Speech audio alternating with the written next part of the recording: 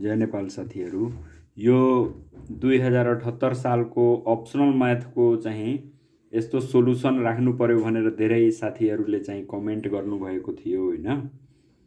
त्यो भएर अब यो सबलाई बुझ्ने गरी यसलाई एकदम चाहिँ राम्रोसँग मैले यसलाई चाहिँ सोल्भ गरिदिएको छु होइन। यो पहिला ग्रुप ए मा यो के लेख्यो, यो अलिकति थोरै ट्विस्ट जस्तो गरिदिएको छ होइन। यहाँ के लेख्यो त, जी इज अ फङ्सन फ्रम, यहाँ पहिला ए ग्रुपमा कतिवटा छ त 10वटा प्रश्नहरू छ होइन, एक एक नम्बरको। त के लेख्यो यहाँ, if G is a function from A to B and F is a function from B to C then how the function from A to C is denoted, right it. कसरी यसलाई चाहिँ डिनोट गर्छौँ भनेर यहाँ देखाउनु छ हामीलाई। त अब यहाँ के बुझ्नु पर्यो कि बुकमा पढ्दाखेरि यो जी को ठाउँमा के लेखेको छ त, पहिला एफ लेखेको छ, त्यसपछि चाहिँ जी लेखेको छ। त्यो भएर अब साथीहरू यहाँ चाहिँ झुकिएर लेखिदिन्छ भनेर यो दिएको हो, एकदम सिम्पल छ यो। अब यसमा पहिला हामीलाई अलिकति यहाँ म कन्सेप्ट दिन्छु। G is a function from A to B, F is a function from B to C छ भने अब उसको भनाइ चाहिँ प्रश्नमा के दियो, ए बाट सी सम्म चाहिँ जुन कुनै फङ्सन छ भने त्यसलाई के डिनोट गर्ने। अब यहाँ के भयो त, G function from A to B अनि F function from B to C छ भने अब कम्पोजाइट फङ्सन भयो। एफ जुन लास्टवाला फङ्सन छ त्यो पहिला लेखिन्छ, एफ कम्पोजाइट जी, एफ अफ जी भनेको एउटा फङ्सन भयो जुन चाहिँ ए बाट कहाँसम्म जान्छ त, सी सम्म जान्छ। र यसलाई हामी के लेख्छौँ त, F of G from A to C लेख्छौँ होइन। त्यस्तै एफ जी लेखे पनि भयो। तर अब बुकमा के दियो भने यहाँ जी को ठाउँमा एफ छ अनि एफ को ठाउँमा जी लेखेछ भनेर साथीहरू यहाँ झुकिएर जी अफ एफ यहाँ पनि लेखिदेला भनेर यो दिएको हो, खासै यसमा केही छैन होइन। त यसलाई हामी यसरी एफएक्समै एक्सको फङ्सनमै लेख्ने हो भने F of G X is equal to यसरी चाहिँ लेख्न मिल्छ। त यसको उत्तर यहाँ हामीले के लेख्नु पर्यो त, यसमा म यहाँ त्यो पनि लेखिदिन्छु। अब यसमा हामी के लेख्ने त, यहाँ एउटा कुरो के मार्क गर्ने साथीहरूले, जाँच दिँदाखेरि जुन क्वेसनमा तपाईँलाई कन्फिडेन्स छ, सिरियली नै बनाउनु पर्ने जरुरी छैन। जति नम्बरको क्वेसन तपाईँलाई पहिला आउँछ कन्फिडेन्स छ, त यहाँ ग्रुप लेखेर क्वेसन नम्बर लेखेर त्यो चाहिँ क्वेसन हामीले सोल्भ गर्दा हुन्छ। त if G is a function from A to B and F is a function from B to C then, म यहाँ अलिकति जुम गरिदिन्छु, then the function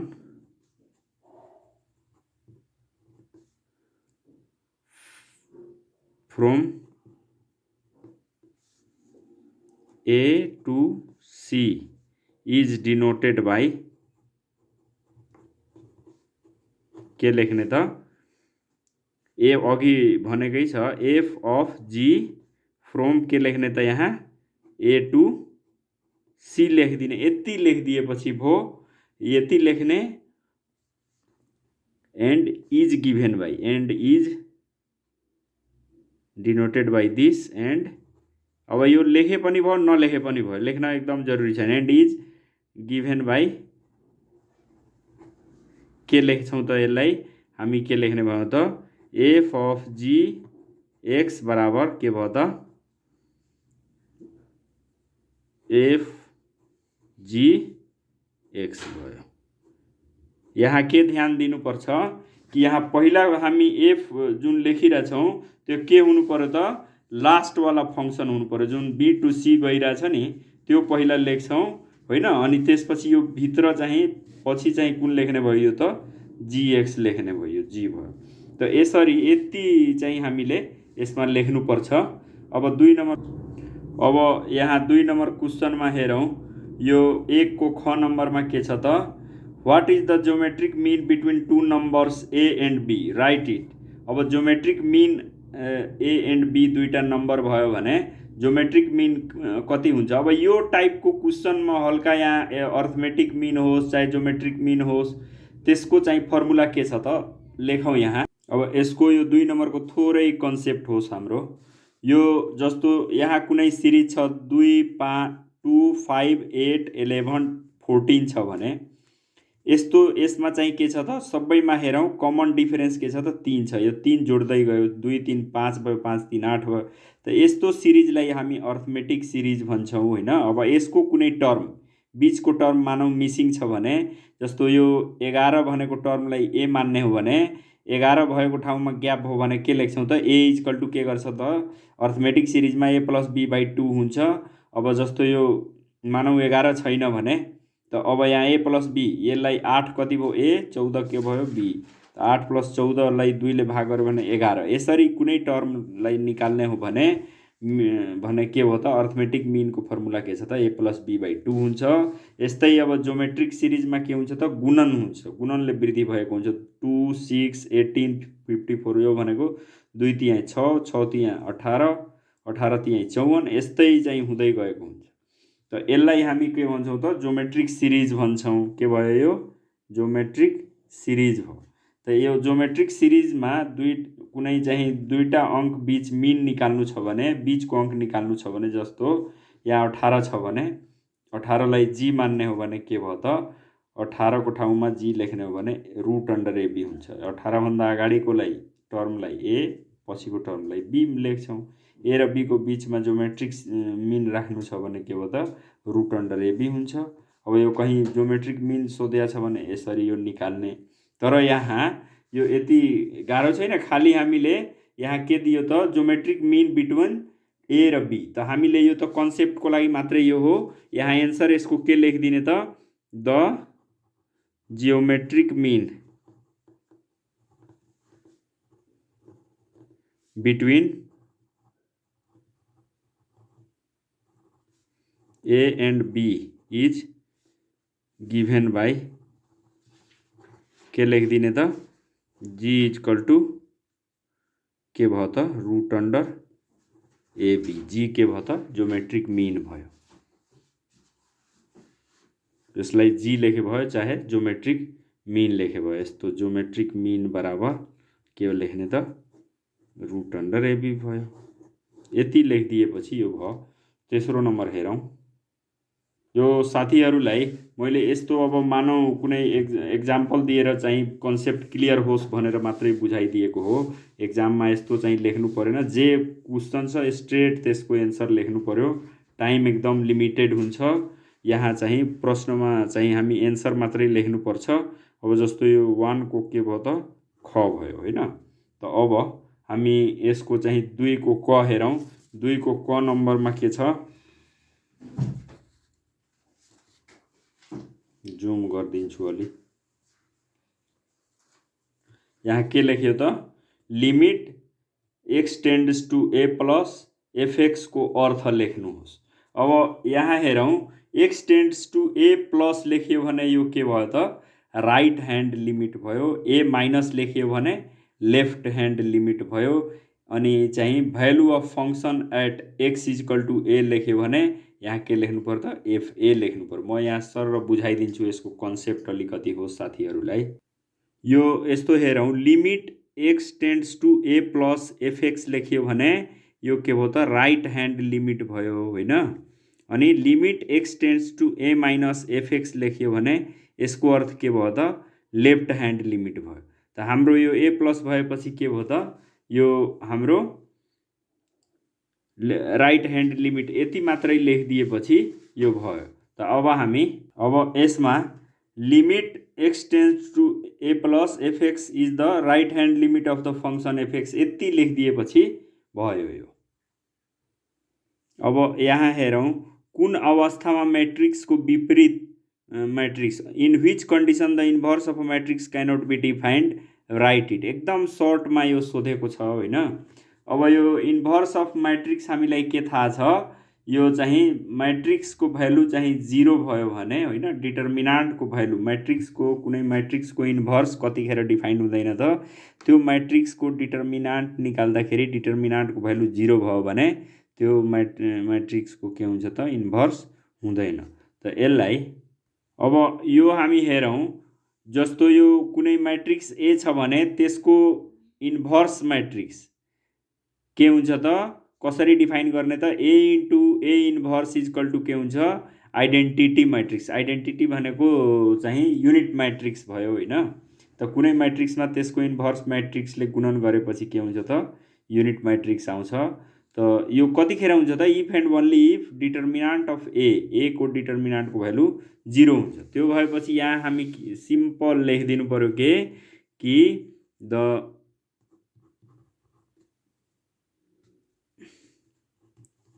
inverse of a matrix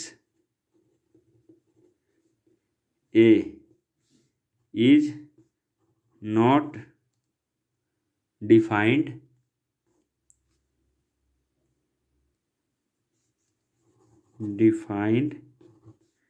when determinant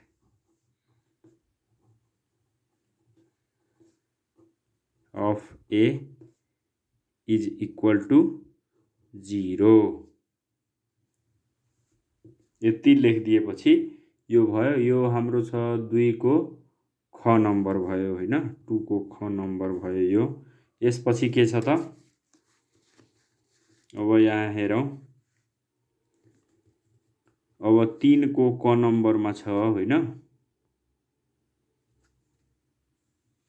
कुन अवस्थामा a square plus 2hxy plus by square equal to 0 ले प्रतिनिधित्व गर्ने in which condition the pair of lines represented by this are coincident to each other होइन, right it. अब यहाँ के छ कन्सेप्टको लागि मैले यसमा हुन सक्ने यस्तै खालको अरू क्वेसनहरूको पनि यहाँ सम्भाव्यता दिदिन्छु। यहाँ त्यस्तै खाले एउटा कन्सेप्ट होस् भनेर म सर यहाँ अब यहाँ के छ भने यो यस्तो quadratic equation ax square plus 2hxy plus by square equal to 0 यो जुन क्वाड्राटिक इक्वेसन छ यसले दुईटा स्ट्रेट लाइनलाई रिप्रेजेन्ट गर्छ। अब त्यो दुवै बीचको जुन एंगल छ त्यो एंगल बराबर हाम्रो के हुन्छ त root plus minus 2 root under h square minus ab होइन अपन के हुन्छ त। अब यहाँ कन्सेप्ट होस् हल्का। अब यो ax square plus 2hxy plus by square equal to 0 छ भने यो यसले चाहिँ दुईटा लाइनलाई रिप्रेजेन्ट गर्छ। त्यो दुवै लाइनको बीचको एंगल के हुन्छ त theta equal to tan inverse plus minus 2 root under h square minus ab upon a plus b हुन्छ। अब यो दुवै लाइन कन्साइडेन्ट भन्नुको मतलब के भयो त कन्साइडेन्ट भनेको जस्तो ab लाइन छ त्यही लाइन माथि सिडी लाइन पनि खप्टियो भने त्यसलाई हामी के भन्ने त कन्साइडेन्ट भन्ने अथवा प्यारलेल भन्ने भयो होइन। प्यारलेल त अन्त पनि जाने भयो, कन्साइडेन्टको लागि त्यसै माथि हुने भयो। अब कन्साइडेन्ट हुनलाई के हुन्छ त यो जस्तो थीटा इक्वल टू के हुनु पर्यो त 0 हुनु पर्यो। त tan थीटा 0 गर्नलाई के हुन्छ त माथिको जुन यो टर्म छ h स्क्वायर माइनस ab 2 त 0 हुँदैन त h स्क्वायर माइनस ab 0 हुनु पर्यो। त यसको सोल्भ गर्यो भने कति आउँछ h square equal to ab भन्नेपछि h square equal to ab आउनु पर्यो अनि कन्साइडेन्ट हुने भयो। अब पर्पेन्डिकुलर भोलि सोधिदियो यस्तै सोधिदियो भने के गर्ने त पर्पेन्डिकुलरको कन्डिसन के छ a प्लस b यो तलको छ नि tan 90 डिग्री बराबर के हुन्छ त यो दुवै लाइन बीचमा एंगल थीटा कति हुनु पर्यो 90 डिग्री। त tan 90 डिग्री कति हुन्छ इन्फिनिटी हुन्छ। इन्फिनिटी भनेपछि तलको फ्याक्टर 0 हुनु पर्यो। त a प्लस b 0 हुन्छ। कतिखेर 0 हुन्छ त जस्तो a प्लस b बराबर 0 हुने भयो त a इक्वल टू के हुने भयो त माइनस b हुने भयो। त अब यही हामीले अब यसलाई चाहिँ सिम्पल यहाँ लेखिदिनु पर्यो कि the lines represented by this are coincident to each other के हुन्छ त लाइन्स रिप्रेजेन्टेड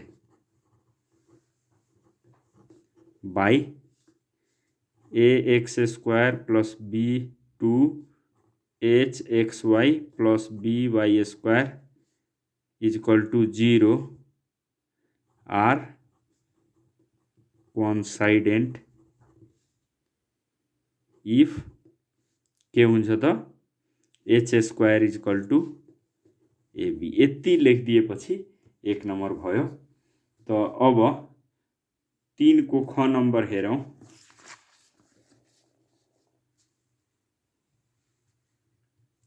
ख नम्बरमा के दियो, ख नम्बरमा what is called the geometrical shape formed when a cone is intersected by a plane surface which is parallel to the generator of the cone। अब यसलाई अलिकति कन्सेप्ट यसको हेरौँ हामी।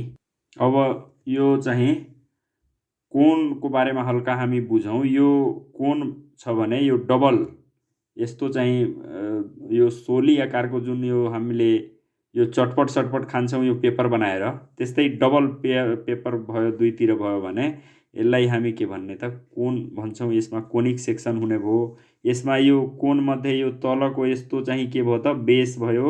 यो जुन छ यो लाइन, यो यसलाई के भन्छौँ जेनेरेटर भन्छौँ।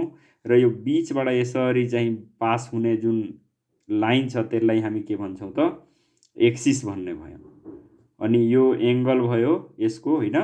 अब यो हाम्रो कोनमा यो जुन जेनेरेटर छ, यो जेनेरेटरबाट प्यारलेल कुनै चाहिँ सेक्सनले यसलाई काट्छ यो कोनलाई भने त्यो कस्तो सेपको आउँछ भने त्यो के यसरी प्यारलेल वेमा काट्यो, जेनेरेटरको प्यारलेल काट्यो भने त्यो पाराबोला भइहाल्छ, होइन। अनि यो बेसको प्यारलेल यो के हो त यो हाम्रो बेस हो। त यो बेसको प्यारलेल कुनै सेक्सनले काटेको छ भने त्यो के भन्छ त चानाजोर गरमलाई जुन यो खान्छौँ त्यसलाई यसरी बिचबाट हामीले काट्यौँ भने त्यो कस्तो आउँछ त सिक्काको सेपमा आउने भयो, होइन। त यो के भयो त सर्कल आउने भयो, होइन। अनि यहाँनिर हेरौँ अलि थोरै यसमा चाहिँ अलिकति तलमाथि भयो भने के हुने भयो त यहाँ इलिप्सको सेपमा आउँछ, सानो ठुलो भइहाल्छ। यो कुन सेप भयो त इलिप्स भयो। अब यसको इक्वेसन एउटा साधारण equation x square plus y square equal to a square हुन्छ भने इलिप्सको के हुन्छ त x square upon a square plus y square upon b square equal to 1 हुने भयो। अनि यहीँ अब यो चाहिँ हाम्रो यो यस्तो फिगर छ, होइन। अब यो जुन हामीले हेऱ्यौँ यसमा यस्तै एक्सिसकै वेमा यसरी चाहिँ काट्यो भने के हुने भयो त यो यसरी काट्यो चाहे यसरी काट्यो भने के हुन्छ त यो हाइपरबोला भइहाल्छ। त यसरी हामीले सर र यसको बुझ्यौँ। तर यहाँ के छ त यहाँ हामी यति लेखिदिनु पर्ने छ, फिगर सिगर केही बनाउनु छैन। यो लेखिदिनु छ कि अब यहाँ हेरौँ the geometrical shape formed when cone is intersected by a plane surface which is parallel to generator is parabola. यति लेखिदिनु छ। यो कुन सेप भयो त यो जेनेरेटर हाम्रो भयो, जेनेरेटरदेखि प्यारलेल यो काटेको छ, काट्दा कुन सेप आउँछ त यसरी यो काट्दाखेरि यो हाम्रो के भयो त सोली जुन हुन्छ मट्टितेल सटितेल खन्याउने त्यही सेपमा छ। यसरी काट्यो भने यस्तो सेप आउँछ, यो भनेको के भयो त प्याराबोला भयो। त हस् त साथीहरू, अब यो चाहिँ सर्ट भिडियो बनाउने छु, होइन। यसपछिको चाहिँ यसको चाहिँ नेक्स्ट पार्टमा म एकदम छिटो यो भिडियोहरू अपलोड गरिदिने छु ताकि साथीहरूलाई अब जाँच नजिक आइरहेछ, होइन। यो सजिलो होस् पढ्नमा अनि प्र्याक्टिसहरू गर्नमा, होइन। त्यो भएर यो चाहिँ अब एउटै लामो भिडियो बनाउँदा हेर्दा अलिकति असजिलो हुने रहेछ। साथीहरूले यो भिडियो राम्रो लागेमा यसलाई लाइक र सेयर गरिदिनु होला र च्यानललाई यस्तो सब्सक्राइब गरिदिनु होला ताकि यस्तो चाहिँ अरू भिडियोहरू पनि तपाईँलाई पहिला नोटिफिकेसन पुगोस्। हस् त साथीहरू।